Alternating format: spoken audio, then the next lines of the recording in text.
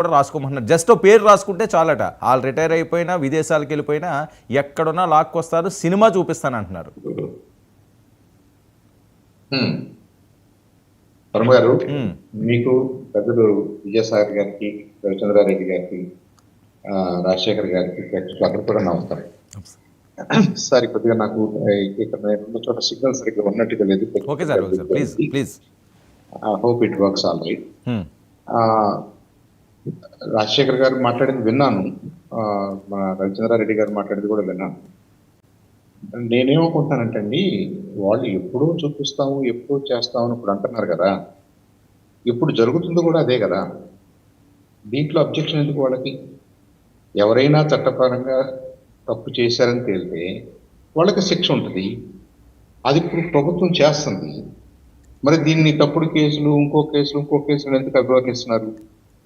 జగన్మోహన్ రెడ్డి గారు ఎప్పుడో ఫ్యూచర్లో ఎప్పుడో అధికారంలోకి వస్తే తప్పు చేసిన వాళ్ళందరినీ పట్టుకొస్తాము, శిక్షిస్తాము, చట్ట ప్రకారంగానే శిక్షిస్తామని అంటున్నప్పుడు, అని రాజశేఖర గారు క్లెయిమ్ చేస్తున్నప్పుడు, ఇప్పుడు జరుగుతుంది అదే కదా. ఇప్పుడేమైనా చట్టం కాదని ఎవరైనా చేస్తున్నారా? కూటమి ప్రభుత్వం చట్టం కాదనుకుని ఏమైనా చేయగలరా? ఇప్పుడున్న చట్టం ప్రకారంగానే ఏదైతే అభియోగాలు ఉన్నాయో, ఎవరెవరి మీద అయితే అభియోగాలు ఉన్నాయో ఇన్వెస్టిగేషన్ జరుగుతుంది. అవసరమైతే అరెస్టులు ఉంటాయి. ఆ ఇన్వెస్టిగేషన్ లో ఏదైతే తెలుస్తుందో, ఏ ఆధారాలు అయితే ఉంటాయో కోర్టుకి ఇస్తారు, కోర్టు శిక్షించుద్ది. అంటే అది పారదర్శకంగా జరగట్లేదని కదండి, కక్షపూరితంగా చేస్తున్నారు తప్ప పారదర్శకంగా జరగట్లేదు. వంశీకి బెయిల్ వచ్చింది, బెయిల్ వచ్చిన వెంటనే మళ్ళీ ఇంకో కేసు అంటున్నారని, నందిగాం సురేష్కి బెయిల్ వచ్చింది, బెయిల్ వస్తే మళ్ళీ ఇంకో కేసు అని చెప్పి లోపల పెడుతున్నారని. అంటే లేని కేసులు ఏమైనా పెడుతున్నారా? ఉన్న విషయాల మీద కేసులు వస్తున్నాయా?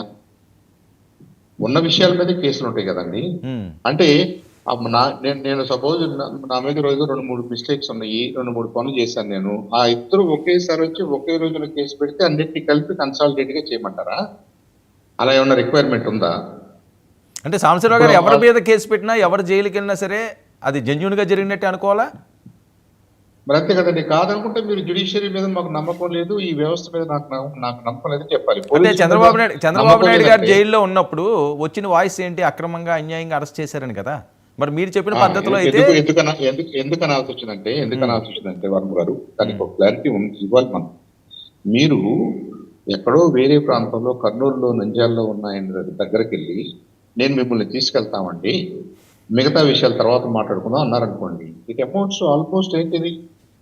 కిడ్నాప్ చేస్తున్నారా? పోలీస్ ఎక్సెసా? పోలీస్కి ఆ బాధ్యత లేదా? మీరు ఇవాళ ఏమన్నారు? రవిచంద్రారెడ్డి గారు ఇందాక మాట్లాడితే ఏమన్నారు? మా దగ్గర ఉన్న సమాచారం అంతా కూడా, ఒకవేళ అదే నిజమైతే నాకు తెలీదు అది జరిగిందో లేదో, మేము ఆల్రెడీ గవర్నర్ గారికి ఇచ్చాము, స్పీకర్ గారికి ఇచ్చాము, ఇంకోటి ఇచ్చామని అంటున్నారు అనుకోండి, అంటే డ్యూ ప్రాసెస్ ట్రాన్స్పరెంట్ గా ఫాలో అవుతున్నట్టే కదా. అది చేశారా మరి గతంలో? అది చేయకుండా ఏదో ఒక హ్యాండ్ఫుల్ ఆఫ్ పోలీస్ వాళ్ళని అజమాయిషీ చేస్తూ, వాళ్ళని బెదిరిస్తూ తీసుకెళ్ళి ముందు బాబు గారు తీసుకురండి, మీరు ఆయన్ని అరెస్ట్ చేయండి, తర్వాత విషయాలు మాట్లాడుకుందాం, అది కాదు కదండి. చట్టాలు అలా పనిచేయకూడదు కదా. సో పోయినసారి ఏం జరిగింది అనేది అక్రమం అనేది మనం అక్కడ అంటున్నాం. మీ దగ్గర ఏ ఆధారాలు లేకుండా, ఏ ఇన్వెస్టిగేషన్ జరగకుండా, ఏ ఎవిడెన్స్ లేకుండా, ఏదో 1-2 హియర్సేని బట్టి మీరు ఒక ఇంపార్టెంట్ లీడర్ని, ఒక ఎక్స్ సీఎంని మీరు అరెస్ట్ చేసి అంత దౌర్జన్యంగా తీసుకురావాల్సిన అవసరం ఏముంది? మీరు ఇంకో 2 రోజులు ఇన్వెస్టిగేట్ చేయొచ్చు, మీకు ఎవిడెన్స్ ఉంటే ఆ ఎవిడెన్స్ ని ప్రొడ్యూస్ చేయొచ్చు, దాని ద్వారా మీరు అరెస్ట్ చేయొచ్చు. ఆ రోజు కూడా మేము ఆ మాట అనేవాళ్ళం కాదు.